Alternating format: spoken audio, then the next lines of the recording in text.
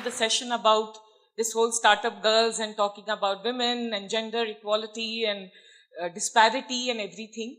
So before I talk and before we talk about those things, one thing I want to make it very clear to all of you and each one of you in this room, that I'm absolutely the worst person to take any advice. I hate it. Just hate people who give advice. And especially when they come on stage and give advice, I hate them even more. Though I might smile at them and listen and I'll nod when they are saying, but I just don't believe what they are saying. And I'll tell you why. Because it's so easy to give advice, right? And all of us and each one of us in this room, we are so very unique and so very different, right? But here I will make an exception and tell that there is a very smart lady in this room and her name is Vani Kola. I'm not. So I'll tell you what, board meeting, right? So with Vani Kola, if you are in the board meeting and if you do happen, and I hope all of you get in a board, get investment from her and get in the board meeting with her, she's very smart, right? So everyone said, oh, Vani is in your board. It's going to be very tough, loud, strong character. I said, okay. So Vani will never, so I was like, okay, she's going to tell me how to run my business. She'll tell me what to do. And I can't listen. I just can't take it like, okay, itne saare 8 saal ke mehnat ke baad, now she'll tell me, do this, do that, do this. So I went into the board meeting with a lot of trepidation and fear and all that. Ki ghar mein sune nahi, ab investor ka sunna padega, kind of stuff. But Vani is so smart, and that's why she's Vani Kola. And now, Bharti, I'm just saying I'm not sucking up because I'll tell you how she's so smart. Vani, in her board meeting, she will tell you, Shraddha, what do you think? She'll never say do this. She said, what do you think should be done? Right? And after that, she'll say, it's your business, it's your company, it's your decision. Right? So she will never take the decision for you, but she'll say, this one is doing this has to be done. But what do you think should be done? So I learned a very good trick from her, right? She doesn't give you advice, but she'll navigate you, right? She'll navigate you and tell you it's your company, you decide, it's your decision, and I'm there behind you, right? Yeah, so she's mastered that, right? And that to me is very interesting. But coming back to advice, I don't believe in advice, and today we'll not talk about advice because all of you must have this viral Chanda Kocher's letter to her daughter, right? It had become very viral, and one thing I picked up, she said that, I tell my daughter that we were 3 when we were growing up, when she was growing up, and our parents never discriminated, and there was no gender discrimination or no discrimination. We were all equal. And I thought it was her reality, and that's why Chanda Kocher may be so confident. And that's her story.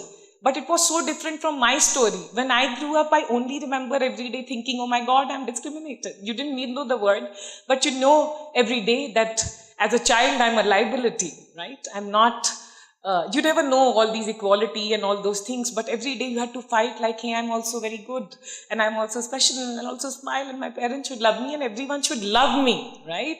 And like me and respect me, and that was my story. But I have been in panel with some of you, when we go and sit in these kind of panels, and that's why I don't believe in advice, because, as women we say, there is no, it's all in our mind. There is no gender discrimination.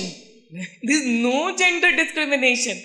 Like, we can go and achieve everything. It's all in the mind. I think that's why I will respect each one's mind today, because all our reality, all our stories, all our experiences are very, very different. And how we interpret that is going to be very different.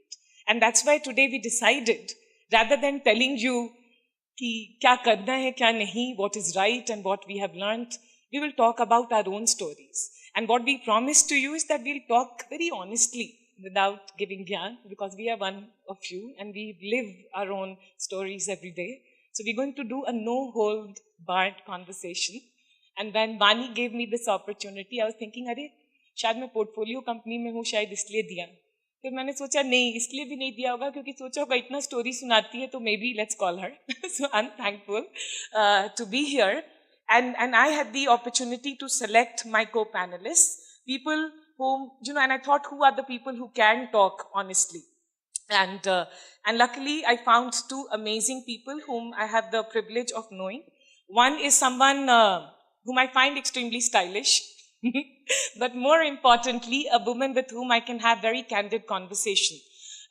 Someone who sold her venture. She has two kids who are in US doing very well and all that. So she's arrived much more in life than I could aspire, and she has money. So all of you should talk to her angel investment she does, little bit.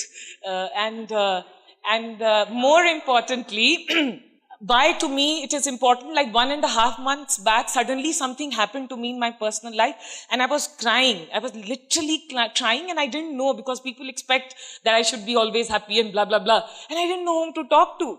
And I just called her, and I thought, maybe because we are across the lake, so I called her, maybe she could jump and come to me. But I was just crying. And I felt I could have that honest conversation, which I thought I couldn't with many people. And she listened to me, and she solved my problem just by listening and being so loving. So I would invite Meeta to please come on stage. The other person, I think all of you should know, but I truly respect and admire, because she's woman in tech, like something which I'm slightly scared of, what that means. But she's genuinely a woman in tech who's worked in US, who's done very well for herself, came back. She's also an extraordinary mother, an amazing wife, but most importantly, very self-made entrepreneur.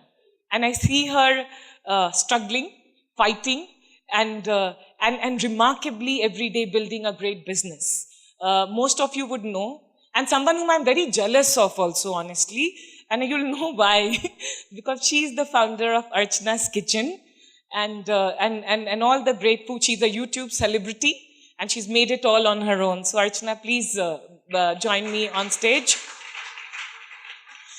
And today the conversation which we wanted to pick was things which we don't, all of us have challenged, I hope. And I hope we don't also. But anyways, we have this, which we thought we faced in our life, and we do face. We really have issue with money. Talking about money, people, guilt, and validation. And I thought, let's talk about our own experience, so that today when you go back from this event and you are sleeping at night, maybe you'll do some affirmations, and maybe everyday things will change. And that's why we don't have a book jo kahenge sach kahenge, but we are hoping that both of you will do that, right? So with that, I request Meeta, okay, you should tell us about money. All right. Having been so commanded, let me talk about money. So I think, I don't know how familiar this will be to all of you, but growing up, I was taught that talking about money is in bad taste. You don't demand money. If you ask for money, you're a greedy person. And that stayed with me subliminally somewhere through my education, through work. And I want to tell you a story, as I promised Shraddha I would do, and not talk generally about money. So several years ago, I had, my very first few brushes with investing. I had spoken to a company. I knew the people quite well, and we'd come to what I thought was a very satisfactory deal, where there was an equity swap for services. And I was very pleased with myself. I thought, this is great. I'm doing this. I've just started to do this, and this is fantastic. I've got this fairly sizable equity. We were to ink the deal at 4:00 that evening. And I was having lunch with a friend who's an investor in the Valley. And I told him, I said, I'm going to buy you lunch because I've just done this fabulous deal and I'm very proud of myself. And he said, hey, congratulations. So, what's the company's valuation? I said, I didn't really ask, but I think it's whatever, XYZ. So he said, okay, so how did they arrive at that valuation? I mean, who gave it to them? I said, actually, I didn't ask, but maybe this is how they did it. And he said, okay, so, what's their cap table? Who are the other investors? And I said, actually, I don't know. So he said, and, he asked me a couple of other questions, all rudimentary investing questions. And I had just never asked those questions. And he said, I think I'll pay for the lunch because I don't think you're making any money out of this company. It's seriously. And I went back very deflated. thinking that why did I not ask these questions? I'm not, I don't think of myself as stupid. It was just because I thought I can't talk about money. I can't say, okay, you know what, to people I know well, what's your cap table? How did you arrive at this valuation? Is this valuation fair? What are my exit options? I just couldn't have those hard conversations.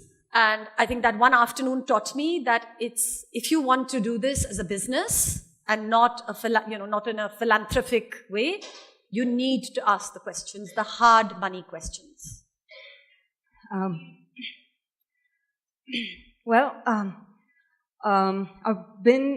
I worked as a software engineer in big corporates in India as well as while I was in the US. I worked in a startup, and I earned six-figure salaries. I saw the dollars coming into my bank account, and I lost my job in a startup crash in 2001, and that's when I was devastated. And I said, okay, let me go into Harvard Business School. I moved to Boston. I got married. I moved to Boston.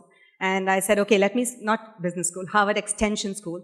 And I started studying while I was in my sort of a phase where I was trying to find a job because there was a dot-com burst. Nobody was hiring. I was in an H-1B. And, all that factors that truly affected me, saying that I always wanted to be someone who was independent, financially independent. Always money was important because financial independence to me is extremely important. And I'm a person who never shied away from saying that money is important. And so having said that, I had kids. I still didn't get a job. I was doing my extension school in IT, information technology in Harvard Extension School. Towards the end of the semester, I said, I'm quitting computer science. I'm never going to go back into being an engineer again. And I had my children. And then all of a sudden, Archana's Kitchen started because friends and family told me, you are so good. Why don't you write a book? You love cooking. Maybe you can turn your passion into a business. I said, that seems like a good idea. Why don't I actually build my own website? And I started off. So coming to the point where money comes in. Money is important, and it was very important. And from the beginning, when I knew that people told me to write a book and take my passion forward. And I took that sort of hint where people told me that. And I built the website on my own. I started writing recipes. From the beginning, I made sure that I monetized. We had moved back to India from the US in 2007 when I started. And when I was building I wasn't seeing, I was building it. I know I had to create this platform, but I knew I had to integrate some sort of a monetary mechanism into my website. I put in AdSense, Google AdSense, and lots of other things. But I wasn't making any money. I was making like $5 a month, right? But I kept at it. I kept doing it. I had very small children, 4 months and 18 months, when I started off Archana's Kitchen, because I knew that I just didn't want to be in that space. And I just kept doing what I kept doing, and I grew Archana's Kitchen to what it is right now. It's one of the leading recipe and food websites. And over a period of time, a lot of validations came in, and sort of I built it into a good business working model.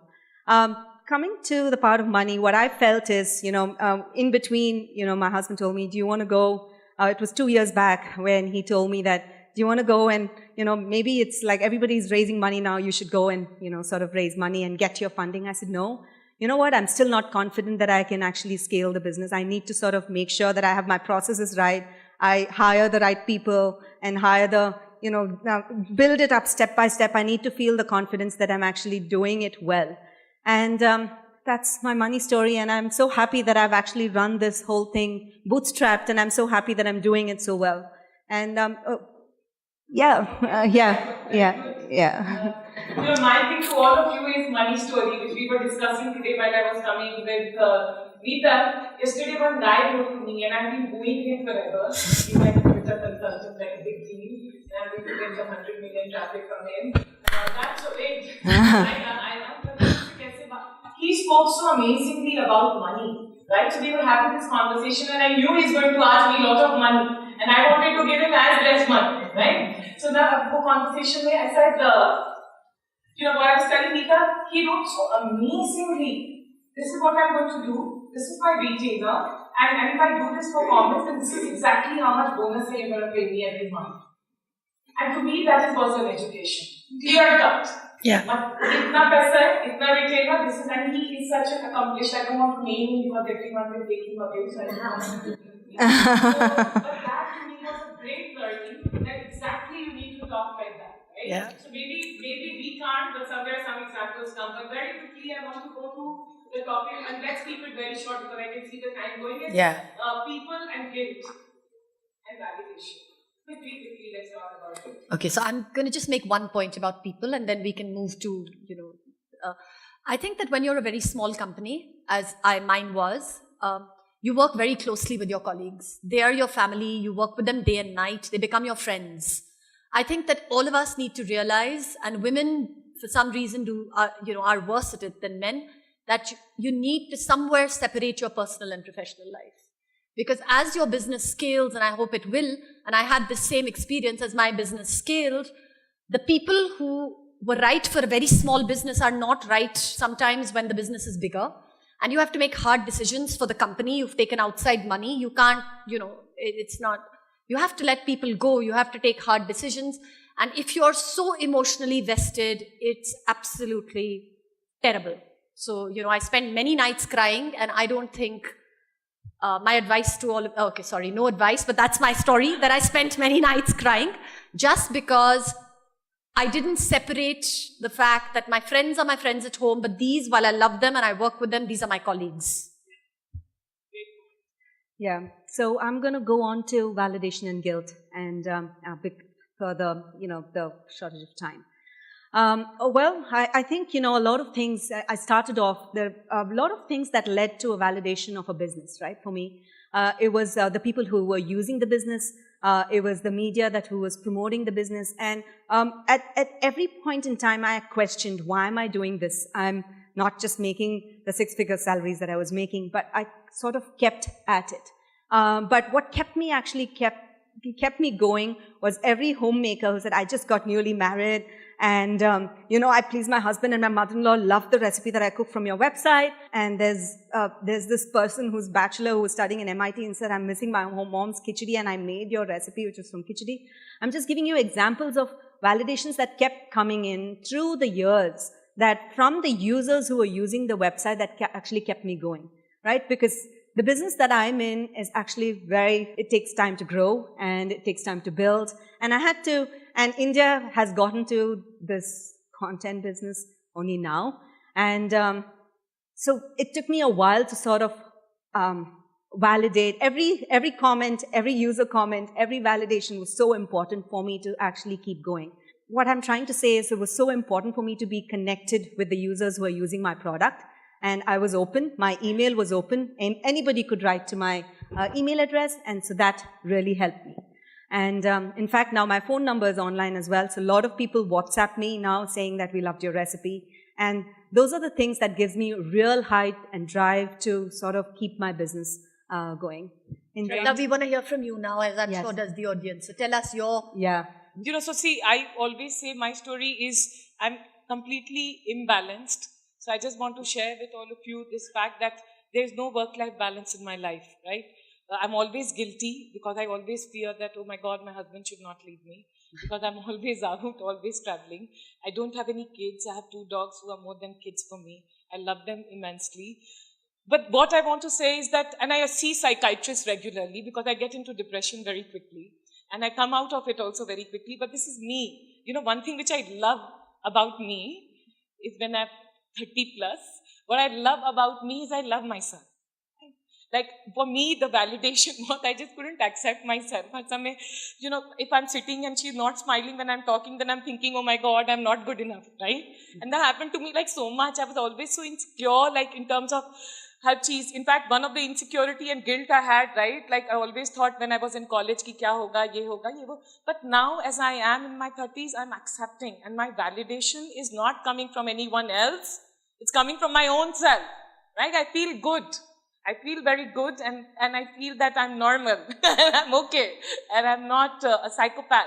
And I think that understanding on an everyday level, if we have that, that's beautiful. Because somewhere we just refuse to say, I love myself, right? I love myself. So when I meet Vani Kola in a board meeting, then I say, oh, I love Vani Kola a lot, right? Because I love myself. So I love her. I genuinely love her, right?